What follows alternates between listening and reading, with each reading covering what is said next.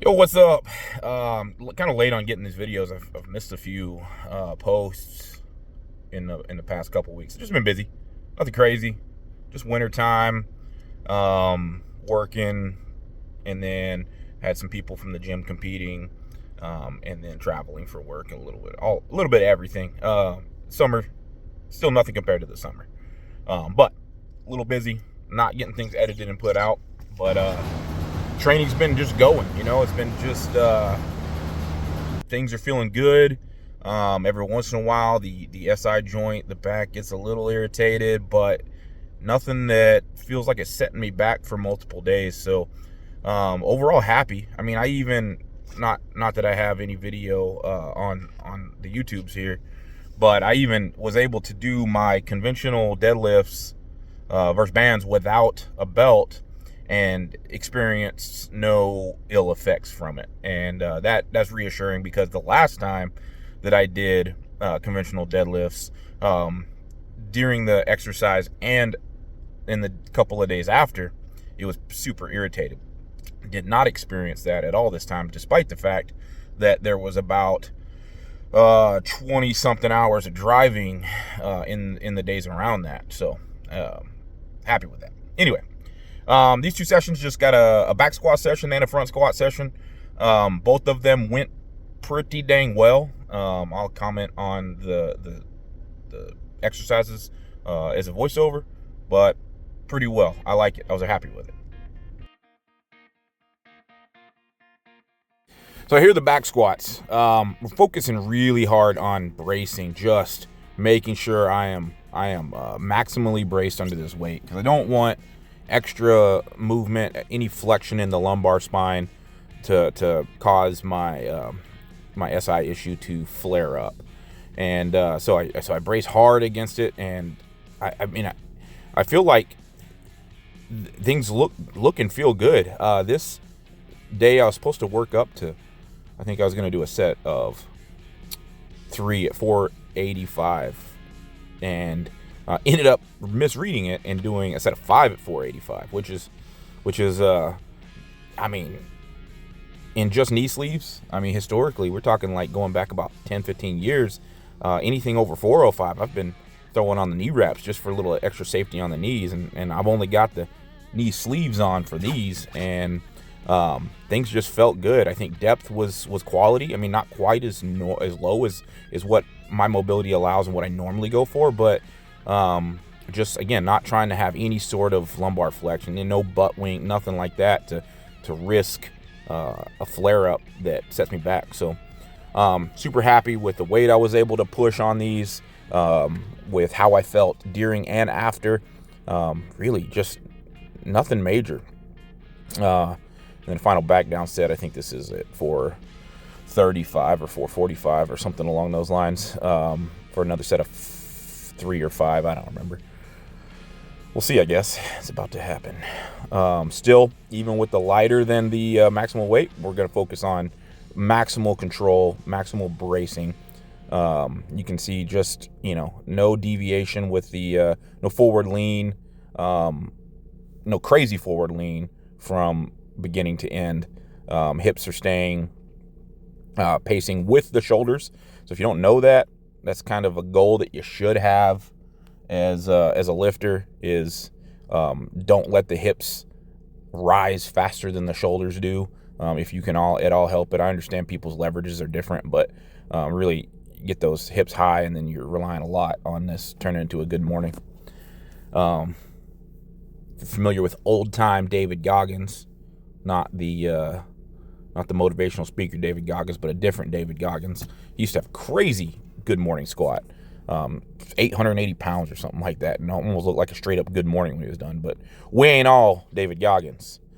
And then single leg work, which Josh has had a healthy amount of. In fact, aside from my main movement of the day, almost everything is a single leg movement, which is exactly what I need, honestly. I've ignored it for far too long, and I've got more single leg volume in just the few weeks that I've been working with Josh than I have in the last several years of my training. So Bulgarians I'm getting a little bit better with them. I still would rather have something besides a bench or a box to put my foot on for balance. Like, get one of those rollers for the single leg work. But it's getting a lot better. I feel like I'm able to handle the weight better, and that not having that bad balance being a distraction from the from the actual movement is a good thing. So this is a different day. I didn't film the rest of my exercises from that day. I don't even remember what they were, honestly, but this is a different day. This is my front squat day. You can see there me flopping around like a fat fish. I do these what are they called? Plyo glute bridges, single leg plyo glute bridges, as part of my warm up, along with these clamshells, the hip clamshells, and dynamic runner stretch. It's really just getting the body primed and mobile and moving, activated, whatever you want to call, whatever cliche or what do they call it, gimmicky term they have these days. I don't know. I'm just doing stuff that I'm told to do, and it feels like it's working. Hip prise squats, again, getting everything kind of stretched. And you know what? I use my warm-ups a lot to kind of determine where I'm at for the day and if I need to address anything more. If I feel like there's any movement dysfunction while I'm doing these basic warm-ups, it might be something I need to lean into a little bit more. I might need to, A, get more work assigned for those areas, or B, just spend a little bit more time in the warm-up phase and in the activation, in the early priming phase. And this day, it actually wasn't that bad. Everything feeling pretty good. And I elected to use the like the monolift attachments there because sometimes, again, just trying to really control what that SI joint is feeling and doing, the walkouts can sometimes be a little bit, cause a little stress, a little irritation. So I use the monolift attachment just to eliminate the walkout, because I'm not concerned about my ability to walk out heavy weights. And the goal is the goal, right? The thing is the thing. I'm trying to front squat. I'm not trying to walk out weights. So doing these, worked up to sets of 385, and it felt really good, just like the back squats did. So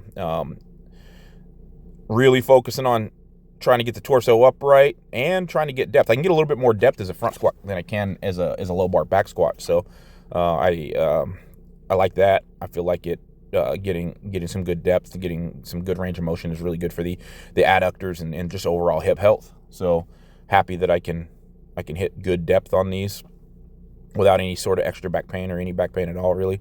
One thing I am doing in this, see if I left it in there, some right before I squat, but I'm really trying to focus on some good breath work right before the lift, almost like a Valsalva maneuver, but I'm really just trying to take 10 good quality deep inhale,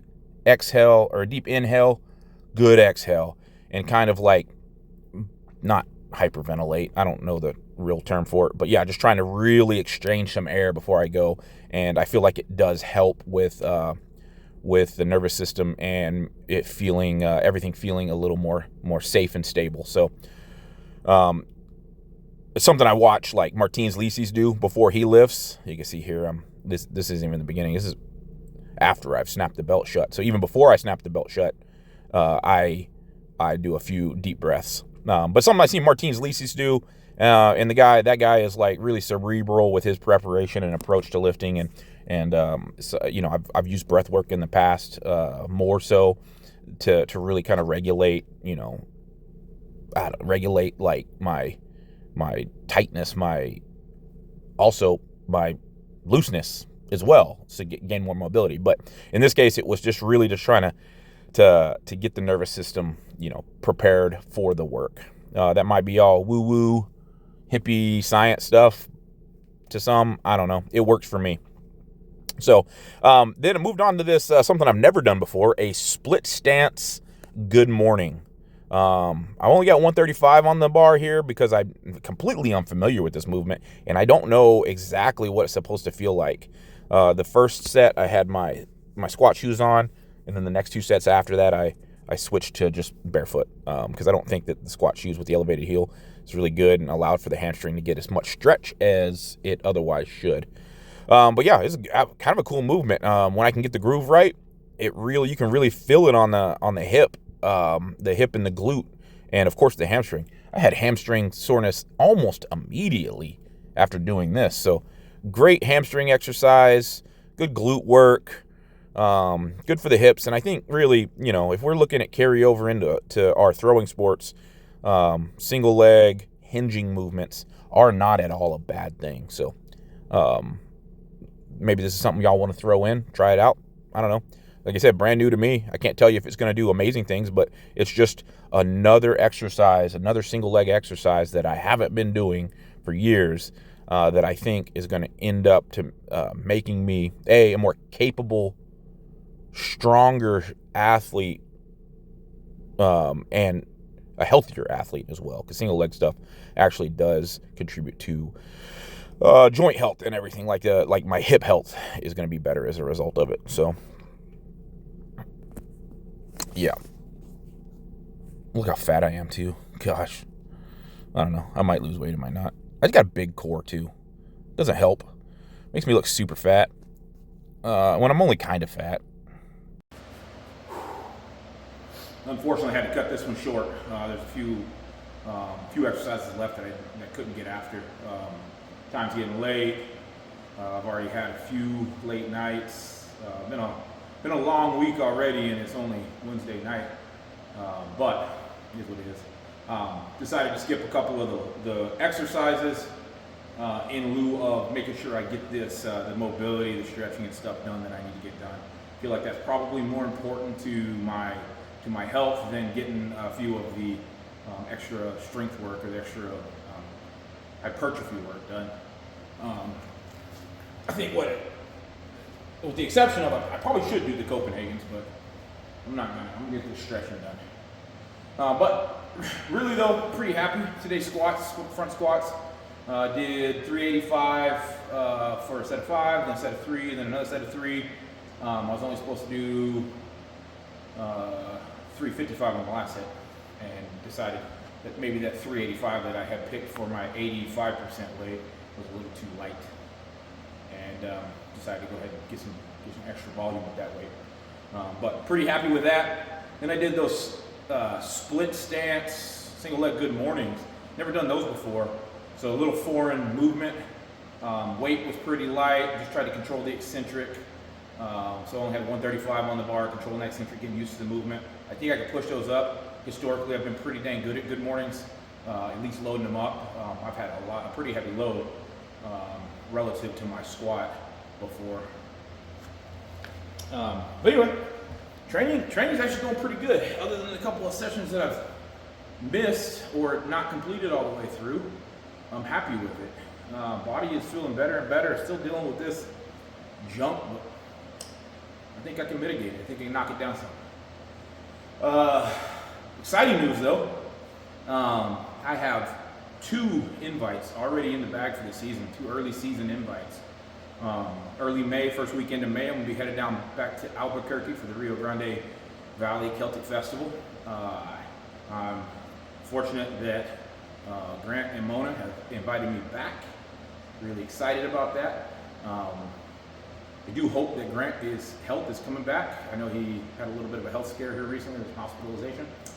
Looking forward to seeing those 2 incredibly kind, generous people, and they run a fantastic game that day. And the other invite, one of my bucket list games, Costa Mesa. Super excited about that. It's my first year throwing there, and I was fortunate enough to get an invite to that. So yeah, really happy. Don't know who I'm throwing with there. I'm sure they usually have a pretty star-studded cast they invite, and I'm happy to throw with anybody. So season officially kicks off in May, and then I don't know what'll slow down. I'm seriously considered a trip back to the East Coast to go to No Fame games, see if I can work it in the schedule. NFG really puts on a good show. I think they showcase the throwers pretty well. In the 2 events that I've been to that Josh and the NFG team have put on, I've been happy with how they conduct the events. They keep us on schedule. They get quality judges, quality equipment. Just been overall, just a good experience for me. So, and they absolutely have a star-studded cast coming. We're looking at Spencer Tyler, potentially Vlad coming back, Peter Bauma from the Netherlands is coming over, Aaron Castle, Jacob Langworthy, and I think Graham Hawthorne. Yeah, super good cast of characters coming to that. So would love to get in the ring and throw with those guys. Absolutely. So we'll see what that looks like, though. I don't know what the latter half of the season looks like, except I'm definitely interested in going to Woodridge Farms, interested in going to Free State, and of course, one of my favorite places on earth, McMinnville, Oregon. Love to be there. So I might have about 7 or 8 games in me this year if all things go well. I've got some, I've got to balance my schedule as any father, husband, working adult has to do. Got to see where I can balance the schedule, but I'm excited to chase some good numbers. And of course, I've not made it a secret. It's not been a secret at all. I'm trying to qualify for the Celtic Classic. I'm going to have to put up some good numbers. Probably going to have to chase those numbers real early on because that's when I usually come out of the gates pretty strong. So looking at Costa Mesa and Albuquerque, really kicking those numbers to try to qualify in those 2 games to get my numbers in to hopefully secure a bid to go over there. And so that would give me, probably the most full season I've had yet. Anyway, gonna finish up these stretches and then have to go home and get some food.